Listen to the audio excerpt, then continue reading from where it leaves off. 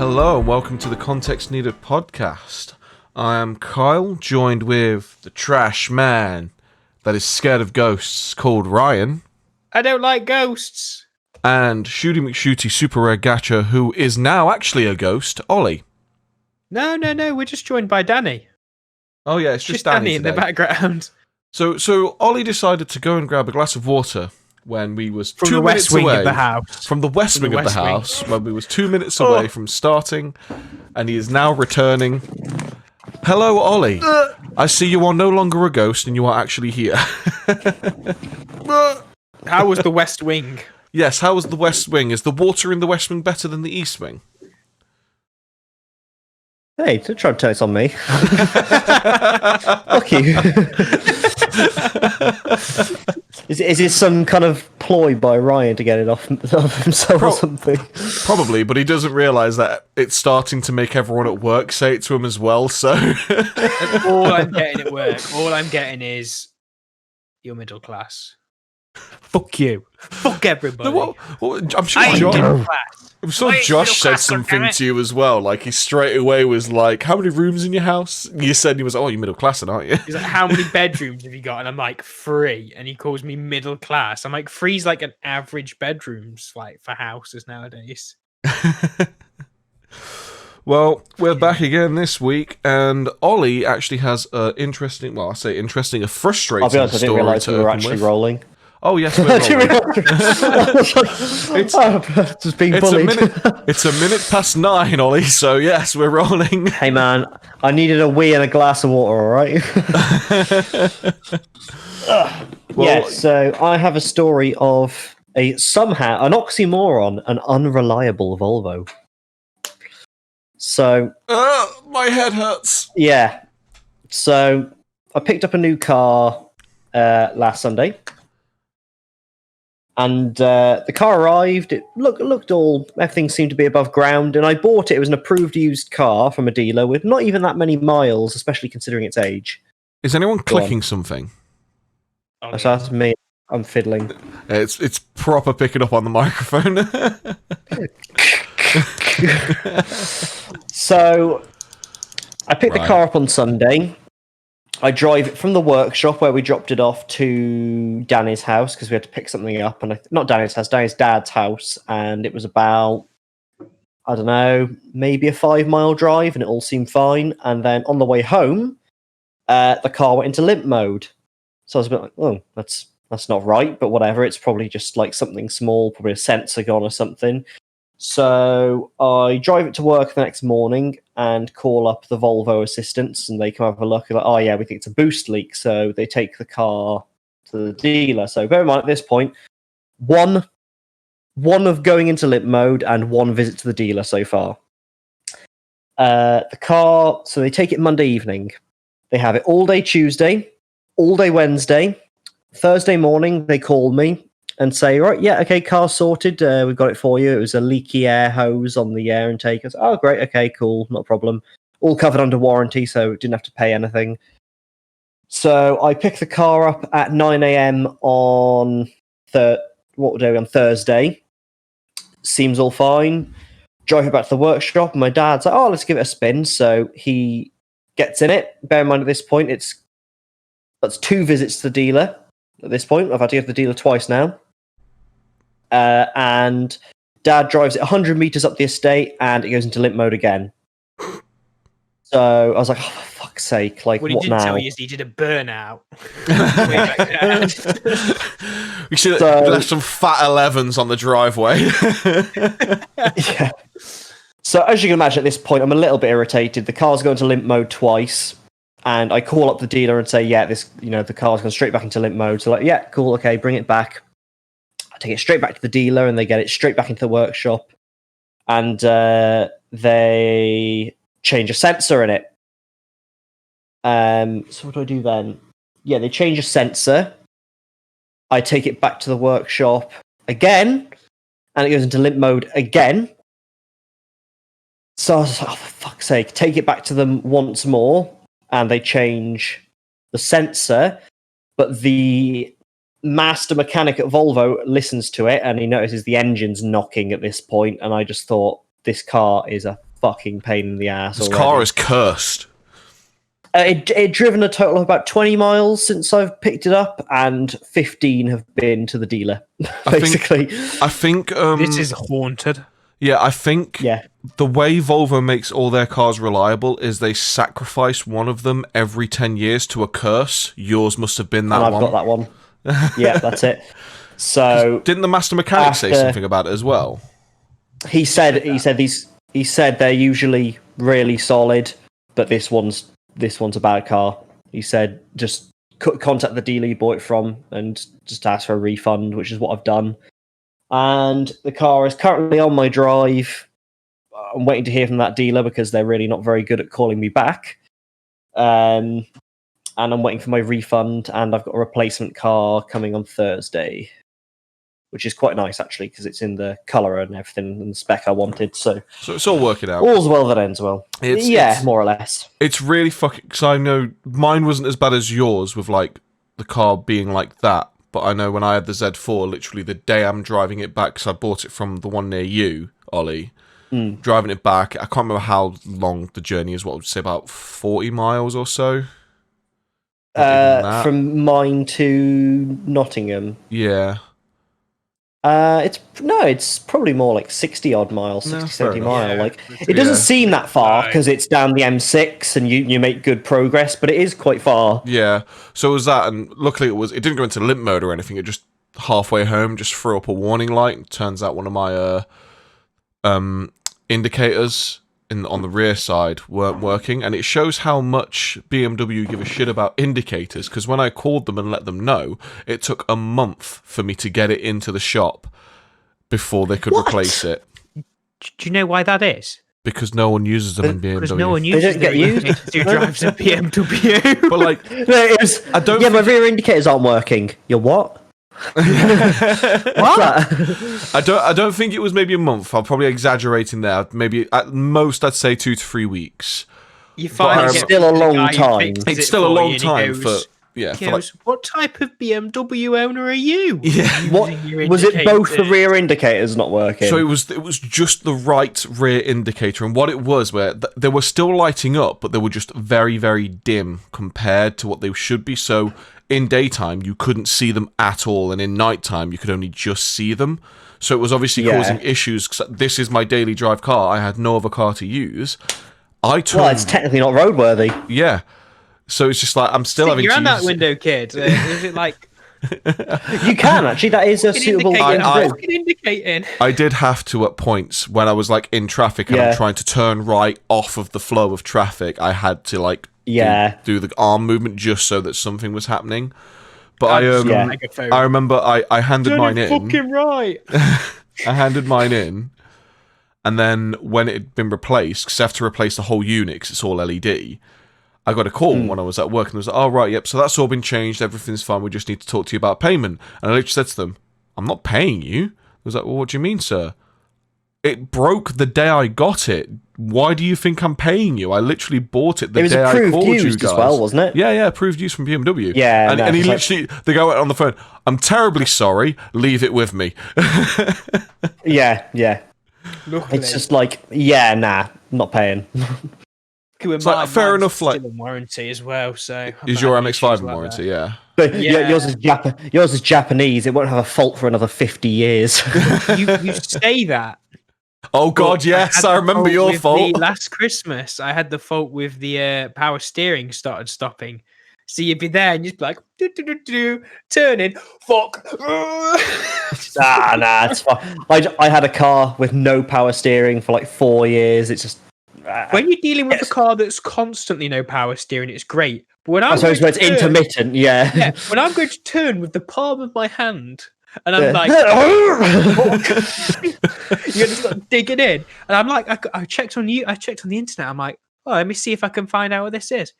First thing I find, or second thing I find after I take it in and they look at it and they go, we can't see any faults, but it's not popped up again. It didn't pop up again for ages. It was like a one-off. And then I was like, started happening again. I'm like, right, I've got to talk to him again.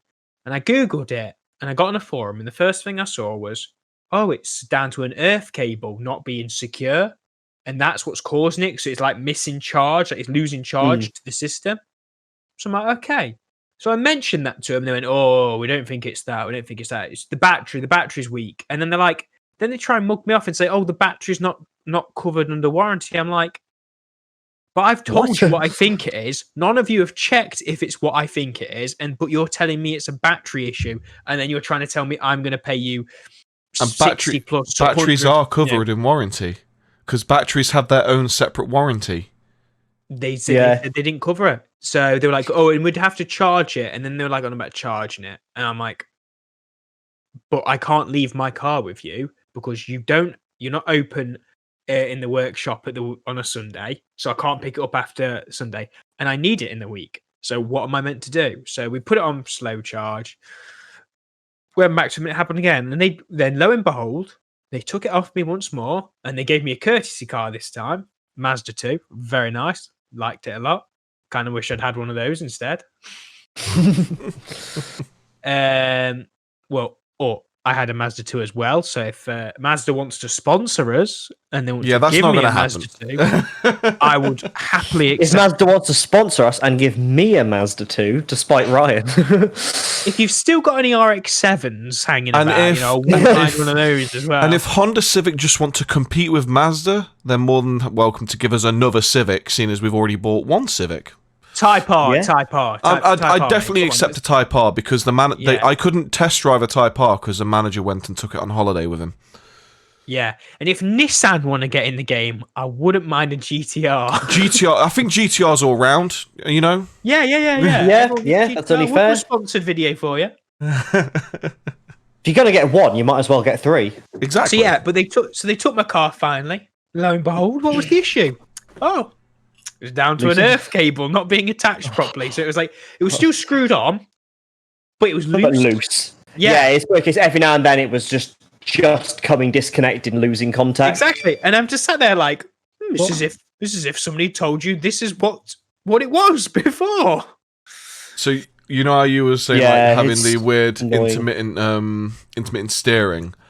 I think the worst and only time I've had like a breakdown kind of like that was with my Celica that I bought, which was my first car. I bought it with 186,000 miles on the clock.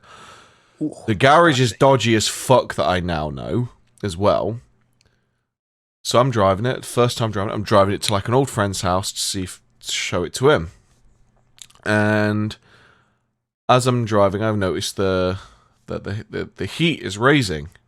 Only like a little bit more, and I'm thinking, it's because I've been driving now. I've just come off the A52, it's 70, so it's just probably raised just ever so slightly as normal.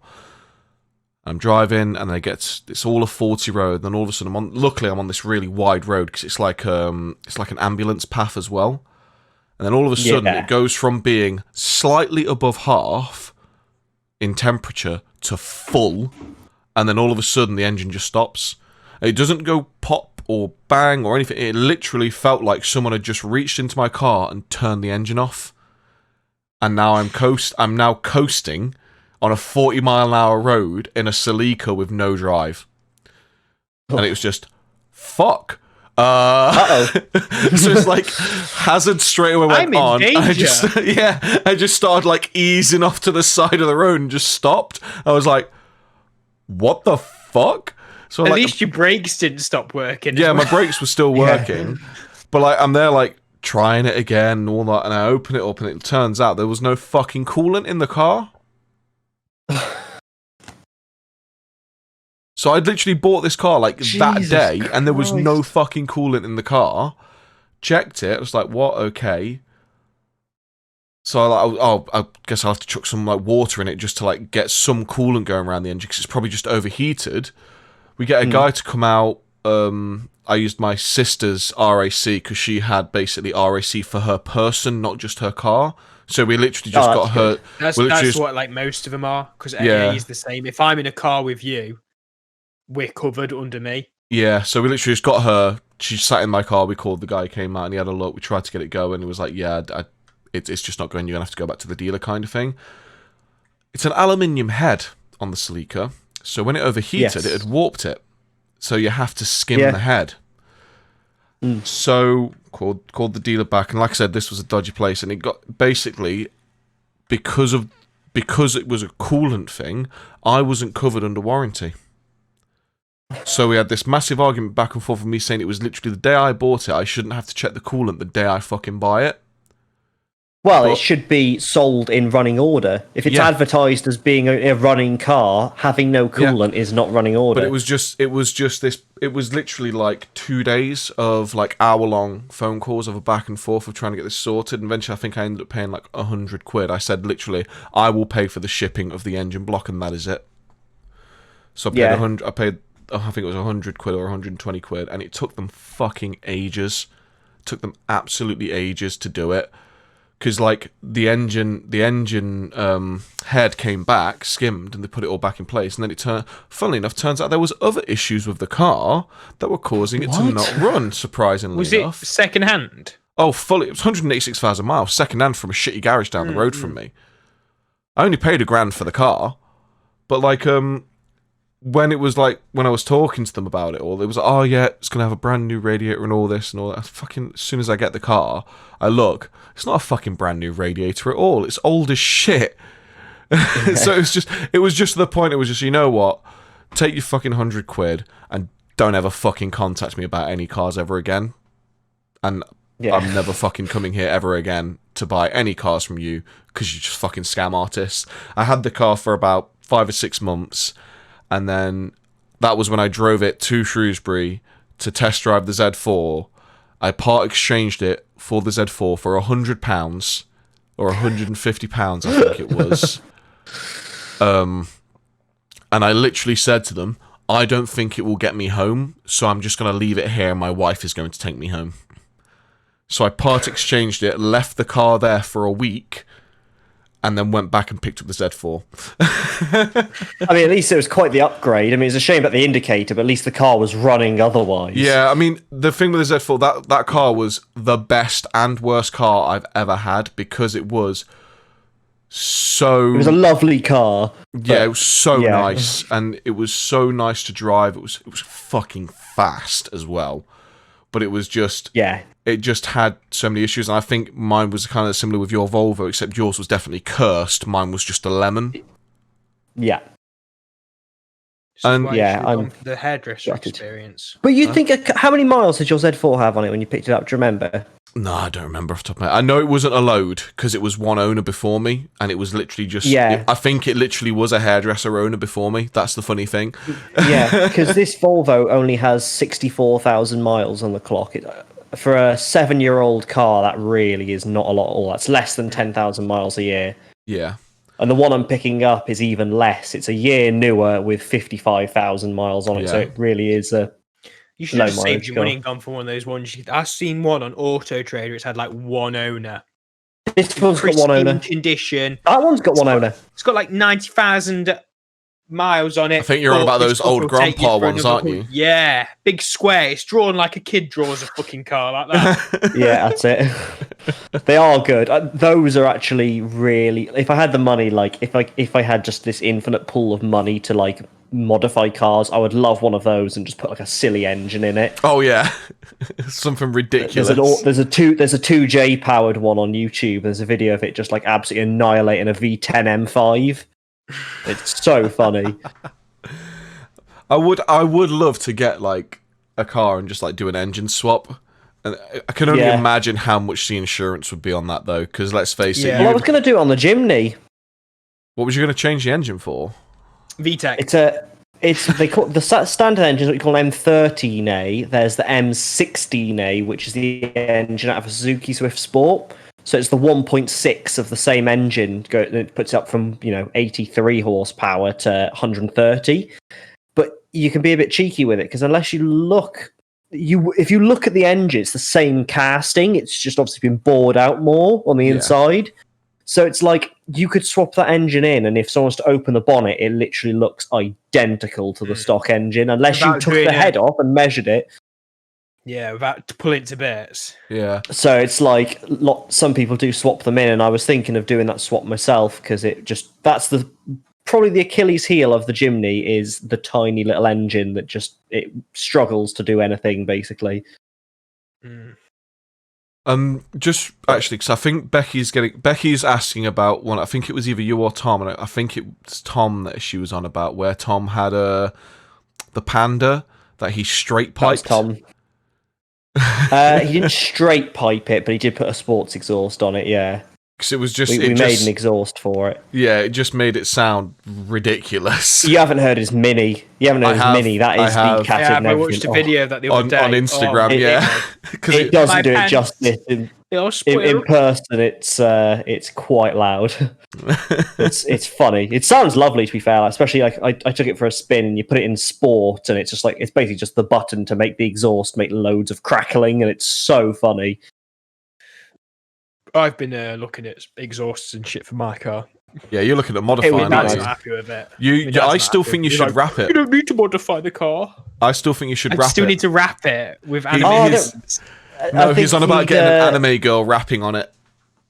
You need a K&N 57i, a nice pod filter to give it some induction noise, and just a cheeky little back box. I'll make an exhaust. Yeah, I said get Ollie to make you an exhaust, but I still think you should wrap it. Wrap it in anime girls like you want to. I can't make my mind up though. I owe my allegiance to too many best girls, Kyle. There's too many best girls. I cannot merely have one on my car, otherwise I'd be changing it every year, and I don't want to think of the cost of that. So middle class, he even has multiple waifus. Shut up. He's a polygamist. 2D is little 3D, gentlemen. Do not argue with me. God, your power level showing. I mean, I do kind of want to move on to the next subject that we was on about, especially talking about middle class. Some of the houses that we've been going around in Phasmophobia look very middle class. But we wanted to also like talk... your ass. My house has 2 bedrooms. It's smaller than both of yours. Still has a west wing. Oh, what? I mean, yeah. The bedroom that's 2 feet away from me over there, probably. Yes, the west wing. Every house has a west wing. No, every house has a west side. You're getting that mistaken. That's the neighbour's house, the west wing. Yeah. So, I mean, we've been playing a horror game, and all 3 of us are shit with horror games. Monumental pussies when it comes to horror games, let's be honest. That's the best way to put it. Yeah. Let's just report on our history of horror games that we've played. So, for me, I've played the Resident Evil games. Apart from the earlier ones, I didn't really play much of those, but like Resident Evil 4, 5, 6, Code Veronica. I've played a lot of the Resident Evil games because I like those games, and I don't really class them as ridiculously horror-type games. Fear 1 and 2 I've played, but they're still more action horror as well. And I did play a bit of Slender, but that was more for a research study that I did because I was doing my dissertation on ambient noises and stuff in horror games. I played that. Yeah. Didn't do well with that. Played a bit of Amnesia. Didn't do well with that. Oh man. And I'd say off the top of my head, that's about it, really. What are you, Ryan? I played like all of 10 minutes of what's the one PewDiePie played? Amnesia. I think I did like Amnesia, yeah. Let me pull up my times on that one. You played Resident Evil 5 a bit with me. Yeah, that's not really scary though. That's just fucking. No. Oh my god, what is it? I'm an adult virgin. I've literally played 10 minutes of Amnesia and then I uninstalled it. Okay, so in that regard, then I guess none really, like zombie games, but they're not really horror. No, like I've completed Amnesia. What else have I played? I played The Forest. I've not played The Forest. I've not played that. Dead Space was quite creepy. Oh, sorry, yes, I've played a bit of Dead Space. Dead Space is quite creepy. I completed the first one, and I just never got around to playing the others. Before we continue, just briefly, Dead Space, there's actually a hilarious story about how Dead Space developers were in the same office building as the Sims guys And there was a massive like argument between the Dead Space sound designers and the rest of the office for The Sims, because they're obviously using the same sound booths. Dead Space guys are going in there with like watermelons and fruit and crushing them and smashing them and just fruit and pulps going everywhere in these rooms, and it's impossible to clean all of it up, so it just stinks the rooms out. And apparently the Sims developers got so annoyed they hired cleaners just to clean up after the other studio. The thing is, though, fuck The Sims. Oh yeah, definitely. Don't let Danny hear you say that. Casual shit. Fuck The Sims. That's basically. Let's have a look and see if there's anything else on my Steam. Yeah. I played about 76 minutes of Alan Wake. Is that? I played Alan Wake. Is that a horror? horror? It's a thriller. Alan Wake's a thriller more than a horror game. That. Yeah.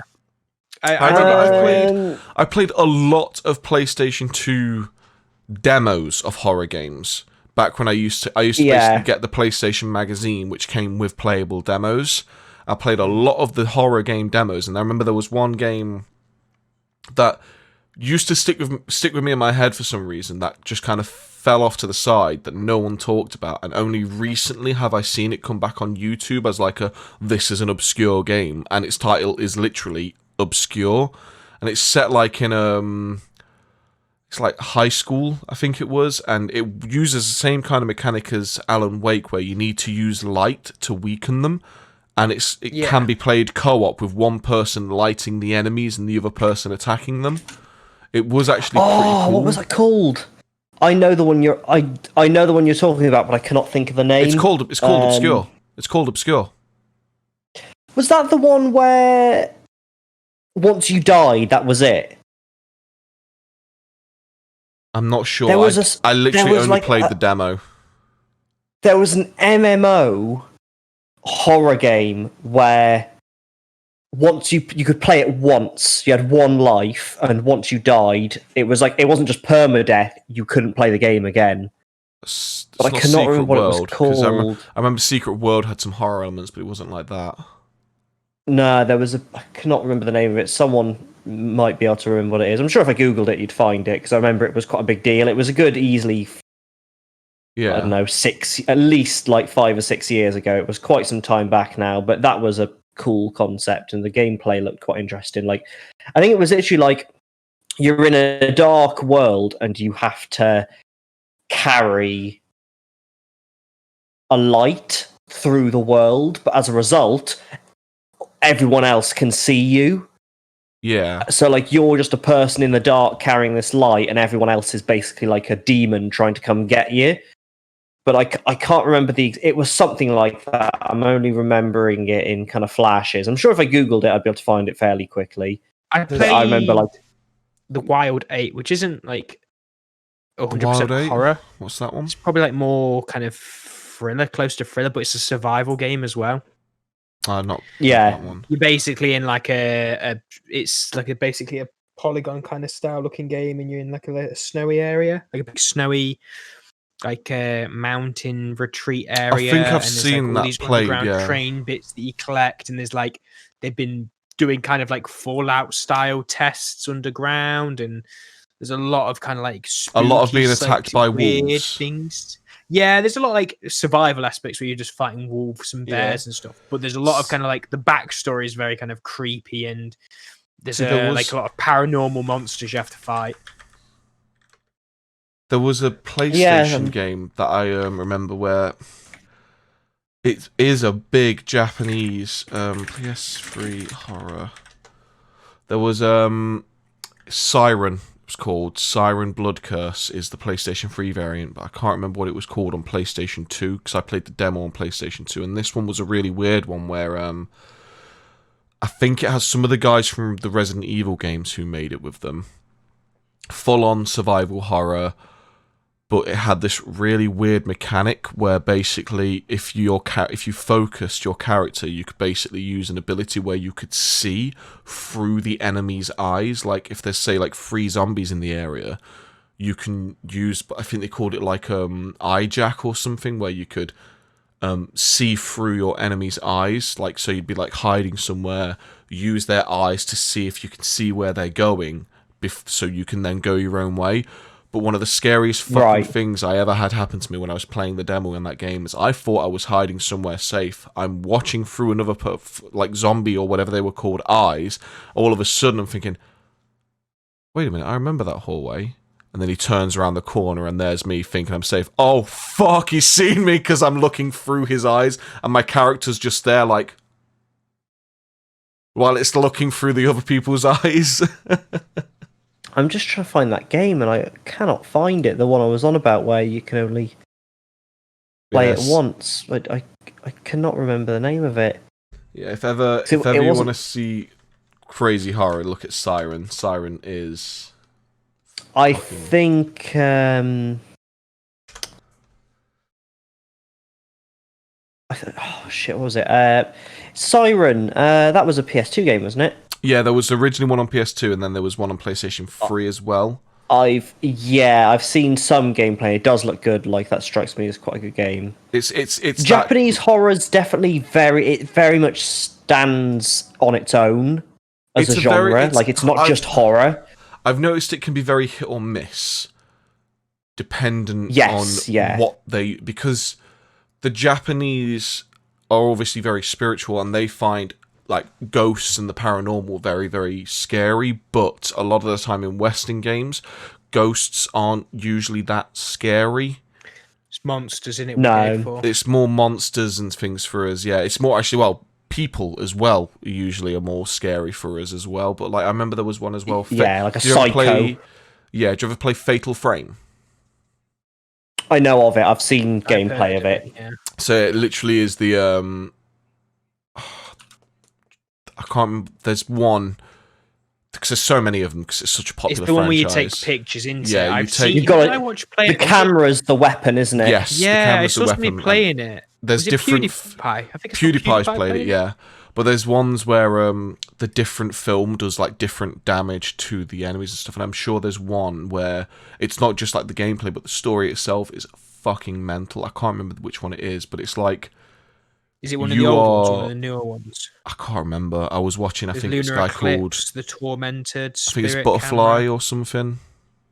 Oh, yeah. Crimson Butterfly. Crimson Butterfly, that's it. Because I was watching a guy watching YouTube called Neo, and he was playing it, and as you're playing through the game, your sister's with you this entire time, but, like, it's just really weird, because you only find out at the end, oh, it turns out your sister's fucking dead, but she was sacrificed or something weird like that. It's just like that's the one I've watched me playing. It's fucking it goes like 0 to 100. Like what the fuck? That's just Japan though. With a lot of their stuff, it goes like really fast. Very wacky and flamboyant, isn't it? A lot of the time. That's what I think. Go on, Ollie. It can be a blessing and a curse. Sometimes it makes things really like amazing and hit really hard, and sometimes it can just be a bit cheesy. Yeah. See, I've always had a thing for like the Resident Evil later games because so many people like bag on like Resident Evil 5 and 6 for being not true Resident Evil games and all this kind of stuff, but it's just like Resident Evil 6 is an amazing fucking game. Like people hate it because of the original Resident Evils and stuff, but it's such a good fucking game, and I'll fight anyone who fucking says it's not. I thought that game would be really easy to find, but man, I cannot find it at all. Like I'm just trying to find that one. All I remember was like it was a really dark world, and like a player would be carrying a light, and obviously the light was like really radiant and would like you could see it from really far away in this dark world. And what would then happen is some players would carry the light, and some would be maybe it was the case if you could only carry the light once. And then you could only play from that point. Could only play as like a ghoul or whatever it was. Yeah, but I can't find it. That's the only thing I can remember about the premise is that you carry like this really bright light through a dark world. I'm just gonna Google it. A game where you carry light in dark world. I bet your Ico comes up. Oh, I just cannot remember what it was called. It was quite a game where if you die, you can't play Upsilon Circuit. No, it's not that. There is a weird, like, cryptic game. Oh, no, this isn't it. Like, I remember reading about once where basically if you die in the game, you die in the real life. No, it was a very, very weird game. It became like part of like some like creepypastas as well because of how obscure the game is. Like, very, very few limited copies of it. And basically, when you started up the game, there was 2 characters you could play as. One was a female and one was a ghost, but you couldn't see the ghost at all. So it was very difficult to like play the game because you can't see your character. Play as the girl, you can only do so much and then the game will just end. And I can't remember like what the game was called originally, but it became this like weird cult like phenomenon, like where someone got a hold of a copy of this incredibly rare game and started trying to play it on YouTube, and there was only like 2 videos, one of him playing it, and then you don't hear anything for like months and months, and the next video is him just fucking breaking down crying or something on YouTube. It was like this really fucking weird, obscure, like kind of phenomenon that happened. I just like, I'd be interested to see if I can like find the name of the game again. Yeah, that'd be Sounds interesting. It sounds like a creepypasta to me. Yeah, it does sound like a creepypasta, but you can get copies of the game. It's like the game set up. The game it's was not a real Polybius, thing. Is it? No, Polybius was the one that was used. It might be. It was supposed to be some government experiment, wasn't it? Yeah, the Polybius was an arcade game that was about. It was meant to be linked to the MK Ultra that stuff. was it. Yeah. MK Ultra is obviously definitely a thing. MK Ultra has already been like revealed, and the older stuff's been revealed. And the fucking atrocity. There was some dark shit that happened with that, from what I remember reading. But I think Polybius is still well and truly in the urban legend side of things, where there'll be people that swear they definitely like, there's saw no proof that it existed. But yeah, I don't know. It's Have you ever read the creepypasta about the sleep experiment the Russians did on a bunch of Germans? Like, I did at some point. I have, but it was such a long time ago. I can't really remember it. Yeah, that was a good creepypasta. That was probably one of the most common creepypastas as well. It's one of those ones where it's like you wouldn't be surprised if like bits of it were real. I mean, I guess that's what makes a good creepypasta, is that it can almost be believable. There's one that I remember reading that fucking shook me, like, just because of the way the story was, and it was about a guy who he went to do one of those, like, you know you see like, oh, medical trials, we'll pay you $5,000 to do a medical trial, all those kind of things. He basically did one of those in America. Went to this office, and literally it was just him. They put him in a room in a seat, and they literally said, all we want you to do is try and envision another one of you sat in front of you. That's all we want you to do. And he did that for literally hours, until eventually he could envision himself, like physically envision himself again in front of himself. And then they'd like go to him, right, okay, so now we can get you to do that. Now we need you to talk to it. And he'd try and talk to it, and when he'd talk, it would like, he'd lose his focus, it would disappear, and it would take another like couple of days or weeks of him doing this for him to then actually be able to talk to it and it not disappear. And it goes on and on and on, where like eventually he starts having a conversation with himself as like a doppelganger type thing. And then they start seeing if they can make him lose his concentration so that it disappears, and eventually you can do it where it will never disappear. And it goes down the line of like, whenever he's like talking to people, this other doppelganger of him would say, just say this, and he'd say it, and it would work if he was trying to flirt with a girl, because it was basically as if it was like it was his subconscious saying to him what he should just do anyway. But it just gets creepier and weirder, because it gets to the point where like the doppelganger starts trying to get him to do stuff that he shouldn't do, and all the stuff, and you know where you get those really like, you see her titties over there, grab them. Well, you know when like your subconscious. It basically tries to push the boundaries of how, like, you know, you get those like weird thoughts, like you walk down the street and it's just like, fucking kick the cat, and you have that weird thought. No, why the fuck would I do that? Funnily enough, Never had a Every thought day. like that. No, it's a psychological phenomenon. It's literally I can't Yeet remember the what child it's off called. the bridge. Yeah, it's Now called something along the lines of like intrusive disruptive thoughts or something like that. I can't remember. It's what it is, like but when if you're near a cliff edge and you just have that weird thought of like, just jump now. I could just jump off that cliff. Yeah. Yeah, like, Or like yeah, you'll put your you'll- phone in your hands or something. And it's like I could just yeet Just my throw it. phone off it. Yeah. It's Yeah. just basically the way the doppelganger story it plays off the mind where it starts pushing him to do these things, and eventually the guy locks himself in his room and he just basically doesn't need anyone else. He just converses with the doppelganger, but the doppelganger starts evolving into this weird, fucked up kind of like version of himself where he starts to actually like physically get harmed by the doppelganger. It's most likely all in his head. He's probably just harming himself. But then he goes back to the guys who did the test with him to try and get anything fixed, and they just end up like locking him in the room, drugging him up, and all. It's one of those ones where it goes like more and more and more escalate. I'll have to try and find the copy pasta because it's a really interesting read, but it like fucked me up with the headwise.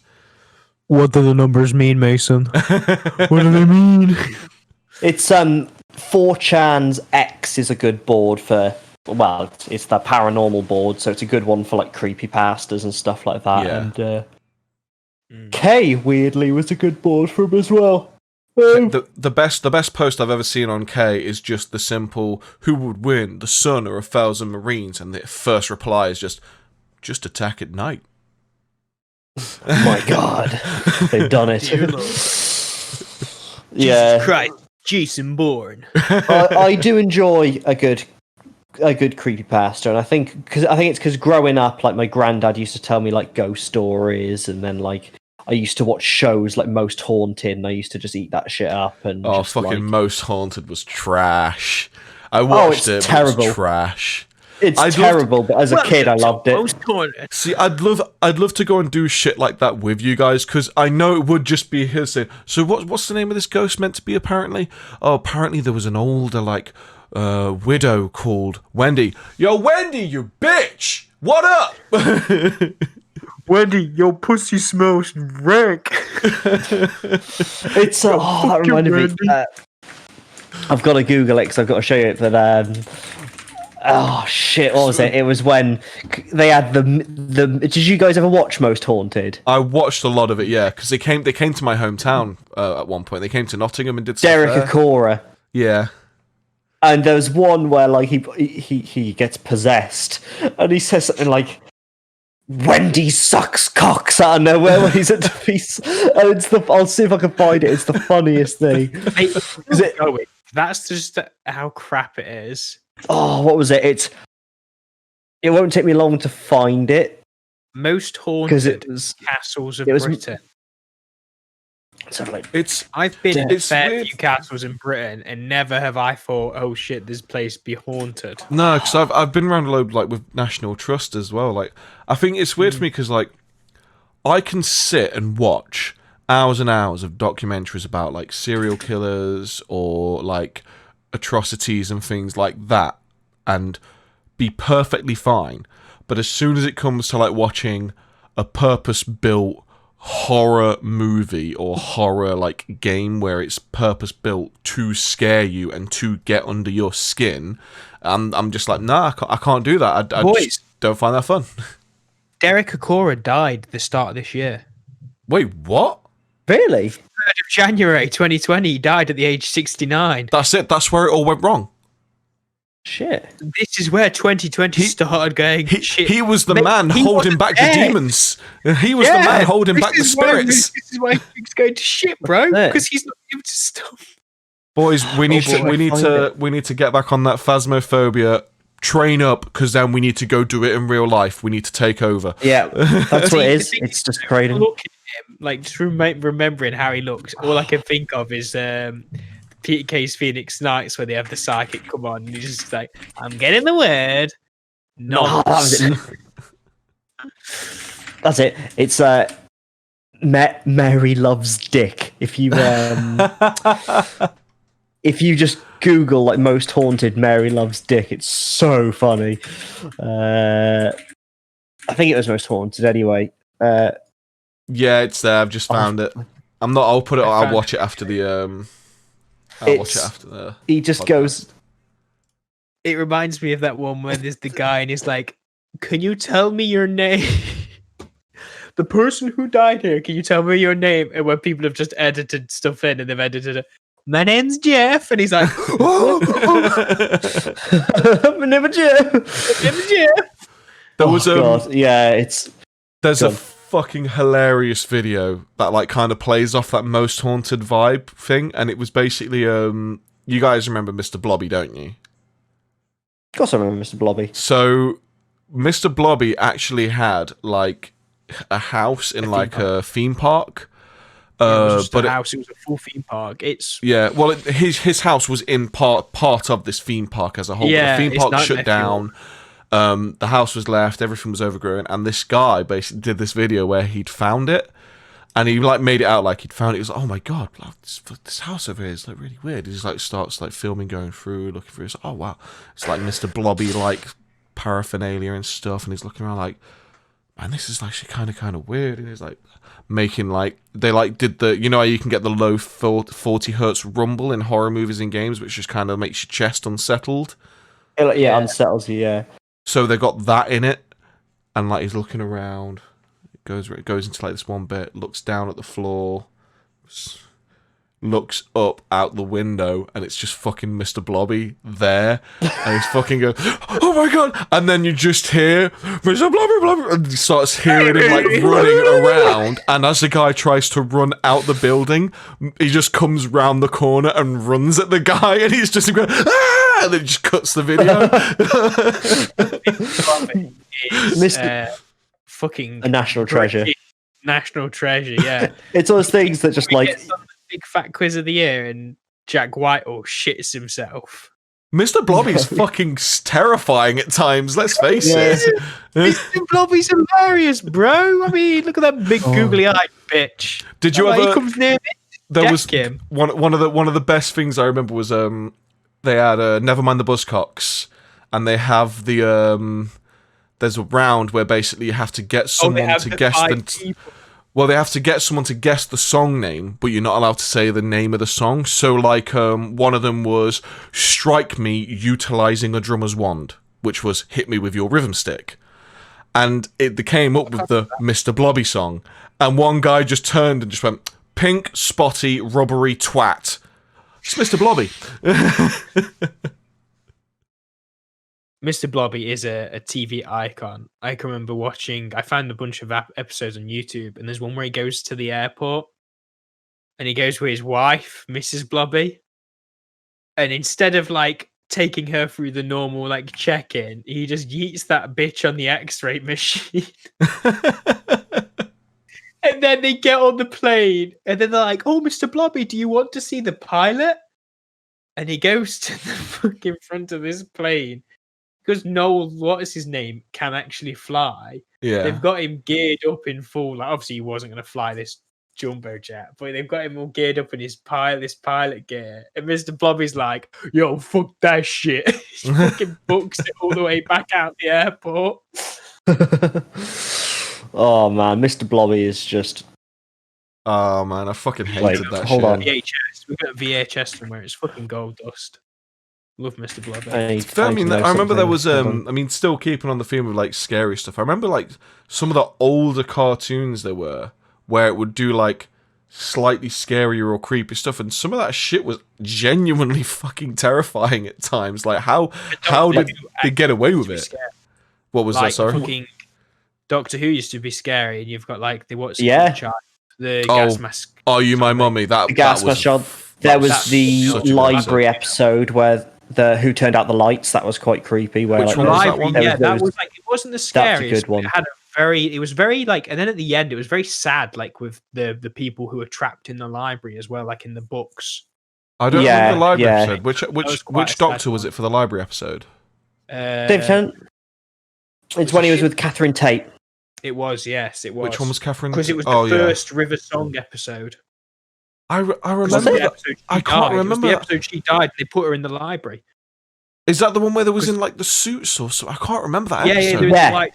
They're in the white suits, and their visors would black out, And basically, like, the idea was that it would kill them, but their suits would capture soul or something. So, like, they'd die, but they'd keep repeating the last thing they'd say before they die. Yeah. So, like, the first time it happens, the guy's suit blacks out, and he just goes, "Hey, who turned out the lights?" So everyone looks at him, and his visor's blacked. Oh, that's weird. And they're like, "Oh, that's weird. Let me try and fix it." And he says, "Hey, who turned out the lights?" again. It's a bit weird because he says it exactly the same every time. Yeah. And then and they're like, "Barry, are you okay?" And then he just keeps going, "Hey, who turned out the lights?" And then, like, after a few seconds, the blackness just like fades, and he's just a skeleton in the suit. Yeah, I remember now. And I think the idea is that, it's like a fit in the shadows, weren't it? Like a monster. yeah, they're in the shadows. They actually lived in the shadows or something. But like, that was a good episode. I mean, piranhas was the description they used when it was like a just a flesh eater. Yeah, basically. I think if you're gonna talk about scary Doctor Who episodes, we all know the top one is Don't Blink Yeah, with the weeping angels. It's a thriller episode. Yeah, I didn't like the idea of them. The thing is, the first one they did with the weeping angels, that was really good, terrifying stuff. That was the scariest. That they did the second one where they showed them moving at times. That one just kind of ruined it. But that first one, that's in fact, from what I know, that one was so like well done and ingrained. Like loads of games and other series will use it as like an Easter egg. As an Easter egg, yeah. Witcher 3 has it. That's it. Yeah, Witcher 3 has one. Does it? Yeah, you go into like a tomb, don't you? There's just a kind of nondescript little chapel out in the middle of nowhere, and if you go inside it, there's 2 angel statues like either side of the door, and it's only activated, I think, if you go inside the chapel and pick something up. But from there, if you go outside and like look at the angels and look away and look back, they'll move. Yeah, and I think some other games do it as well. I want to say Fallout 4 might have. Fallout 4 definitely did it because it shit me up, but I think they do it with mannequins. Mannequins, yeah. And I don't like mannequins at the best of times. No, I think if you don't like mannequins, then what was the game? Condemned. I've just watched that had the mannequin scene. Yeah, there was. Indie Mouse on YouTube is doing a thing currently called Shocktober, so I've been watching his videos, and I've actually bought his merch because the artwork's really fucking cool for Shocktober. But he played through Condemned, and he got to that mannequin scene where like everywhere he's moving, they just keep changing. Some of them are actually like alive as well, and then like there's a bit where he dropped down a hole and looked back up, and they're all just around the hole looking down at him. Yeah, the whole thing is just creepy. I think the idea is that I can't even remember what it is now. I want to say like some of them are just mannequins and some are people. Yeah. But I remember that's one of the first kind of Condemned, I think, is one of the first horror games. I've not played it. I did play the demo. Yeah. But like that's a game that I think along with Fear, because Fear was notoriously at the time quite a scary game. I loved Fear and Fear 2. Fear and Fear 2 are amazing games. I think Condemned was definitely the one that really had like a lasting impression on me. Yeah. As like being a fucking scary game. But yeah, I know BioShock, the original BioShock wasn't really it's not a horror game, it's not a scary game, but there were times when you'd go into areas and like this, I think what they were called splitters or something, or splicers. I think they were called. But you'd like go into it, and because they all had kind of a mannequin-esque body anyway, and they wore the mask, you'd go into areas where there'd be like loads of like things that could be people. Splicers, yeah. And it was like, but you don't know.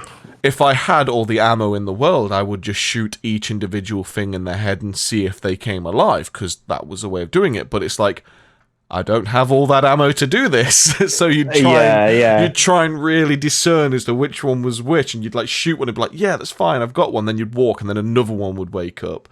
I think it's quite interesting just like looking back over how horror games have developed as well, because like Fear, I think for the most part, it wasn't that psychological. Like it did rely kind of on jump scares a little bit, not as like more so like I remember there was one in Fear where you're just in this one building and you just go down a ladder. So like you walk up And to the she's ladder, there. you get on it, and as you turn around, and she's right there. Did you Like, know it's- that? So I found that one, and I remembered that made me jump, and I remember the second time I went through that bit, I didn't want to have that jump scare again, so I just jumped down rather than doing the ladder. But if you jump down, you like get a bit stunned from the fall damage, and when you wake back up, she's there in front of you anyway. So you can't. So they avoid basically the made it so jump you scare. always have a It's like they're not jump scares in the conventional sense, but I would still say they're kind of just jump scares. But like, it's interesting looking at how horror games develop. Like with Amnesia, it's like it's very psychological, and you can't fight it; you just have to run Yeah. and hide. And I think that's interesting. But also like looking at Phasmophobia that we're playing now. I think that's very, very psychological, to be fair. I can bear in mind that's a VR game. I couldn't touch that game in VR. Oh, I'd not be able because to play it's that very game well. immersive. I would brick it. That's the bit I hate the most out of things, is when I feel like I'm incapable. So you have a bad dream, or you just have dreams as well, where you just feel like you can't do stuff. Like I have a lot of dreams where I'm having to like fight and like fight, and you my way can't out of stuff. punch. And I feel like You can't go to run. punch, and like you're punching them, but the punch just isn't connected. You're not. It feels like you're punching underwater. It feels like you're punching underwater. That's exactly what it's like. Yeah. And I hate it, and I always wake up and I get very tense about it and very like stressed out and anxious, because I'm just like, bitch, I want to be able to know that if like in real life I'm not going to punch somebody, my arms just going to like turn into fucking jelly. A noodle, yeah. Yeah, I get that one, and like you were saying, Ollie, with the running away, where it feels like you just Your legs are running like under. through- It feels like you're up to your thighs in water almost. Not getting it. Yeah. I mean, just Yeah, that briefly sucks. touching back with the whole like jump scare thing. We was on about like, I remember I said to you guys about how I played Nightmare House 2, which was like a source mod for. It was actually a mod. For I think I played that as well. Half-Life 2 Episode 2. It was a mod based off of that engine, and Yeah. I remember that game was fucking terrifying for me. It was creepy. I tried playing it on YouTube. I tried doing like 15-minute long episodes. I couldn't even do 8 minutes at times. That's how fucking scared I'd get. But they made it so I couldn't do what I'd normally do, like in BioShock. You couldn't just like, oh, there's a body on the floor. Will it wake up? Well, let's just shoot it and find out. You'd shoot it and nothing would happen. But the way they scripted the game, they would be considered inanimate objects until you've passed a certain point, in which case they would then wake up and then attack you. Yeah. And I remember there was one bit that thoroughly made me like nearly have a brown pant moment. And you'd go into, it was in the hospital at the time, and you'd go into this one bit where it was like a little locker room. You'd go in, the door would shut behind you, and be like, okay, that's kind of normal at this point. Every door shuts behind me. I'm used to it. So you'd like, you'd look around, you'd pick up a few bits, and by this point you'd realise that the tannoy system is actually talking to you, because there's been a few moments where you'll be walking around and goes, all patients need to make sure they take their painkillers. That includes you. Kind of thing. There'd be moments like that, and you'd be in this room and you'd look around and it would go, please be aware. And it just didn't say anything, and be like, okay. Try and go out the door I came, and it's locked. Okay, so go to this other door, walk over to it, and as you walk over it would go, I'm behind you. Over, you just fucking turn around, jump out my skin, because there'd be the female like antagonist character right behind you, who's said over the tannoy system she's behind you, but it fucking made me jump out of my skin, like thoroughly. Like I need to stop. I can't play this game anymore. Yeah, it's too I tell you, a game I played. It's not even strictly horror, but it kind of is when you play it in VR. And I'm trying. Shit, what was it called? I bought it, and I bought it at a time where I was having quite a difficult time, like mental health wise. Where I was getting quite anxious easy, and I tried to play it for about a minute, and I had to refund it because it was just too stressful. Oh, shit, what's it called? It's Body Count, I think it's called, and it's like. The idea is, I think you're a policeman. Is it Body Count? Body Count? I don't think it's Body Count, because I remember a game called Body Count. Oh, what was it called? Yeah, Body Count's like an action game. Yeah, no. What's Corridor Digital's channel called now? I forget what it's called. Node. Corridor. No, or is it Node? Node's their It's gaming Node. channel. They played it on Node. I'll have to dig back a little bit. Was it the one about Duck Hunt? Was it the one where that's their game. Oh, that's because I remember that one's got some really creepy bits in it with the dog, hasn't it? Yeah, but it's oh shit, what's it called? I'll know it as soon as I see it. It's going to really annoy me. When you were talking about mannequins, it reminds me of when I was at Marshall at my airsoft site in Derby. Just come close to your microphone a bit, dude. You're a bit quiet. And in there, they had mannequins everywhere, and it's fine when you're playing day games or you're playing games and you're all up there because there's like loads of you up there. As soon as you're closing up for the night and you've got to go and check everything, make sure there's no fires, and shut all the doors, the fire doors and the stairs. Bear in mind, we'd have ghosts like companies come in multiple times, and I'm not usually superstitious, but there was a lot of people who were interested in coming to our site because of ghosts.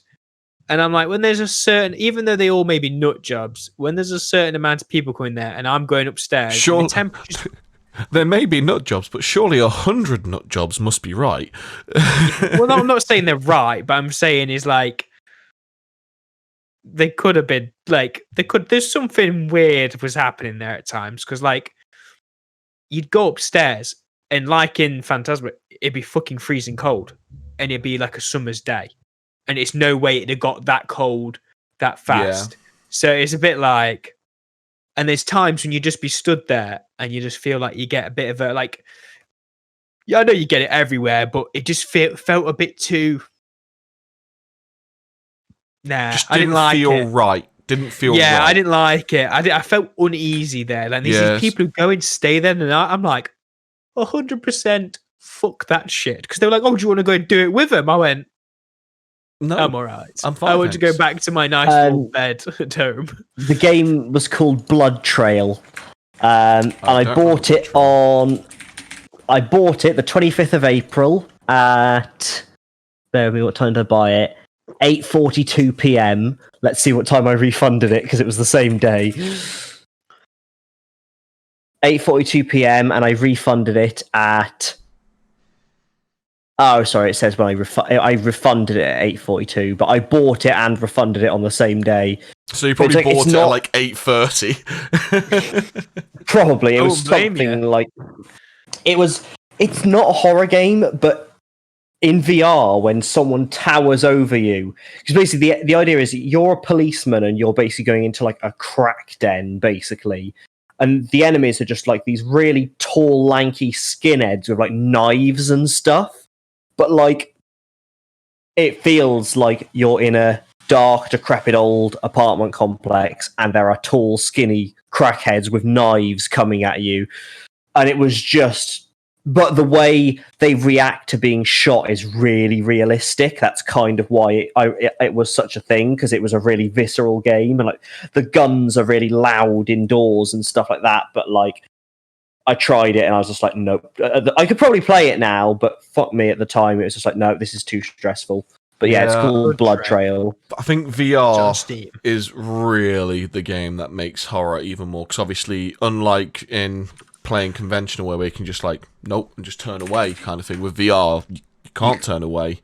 And I remember I played... You can close your eyes. Yeah, I played the demo... I can't remember what the name of the game was, but it was basically one of those games in VR where you just stood there and zombies would just come at you and you'd just shoot them. But it was in a really, really like dark environment. And I remember I played the demo. It was really, really fucking dark, and the gunplay was fine, but the noises of everything gets to you and stuff. And then all of a sudden, like the game just started getting like more and more just like darker, if you know, and like the enemies would start to like get quicker, and like you turn around, there'd be one right fucking there, and it was just like it got to the point where it's just like, nah, I'm good. So Blood Trail says you're a Wendigo, which I'm presuming you are Wendigo.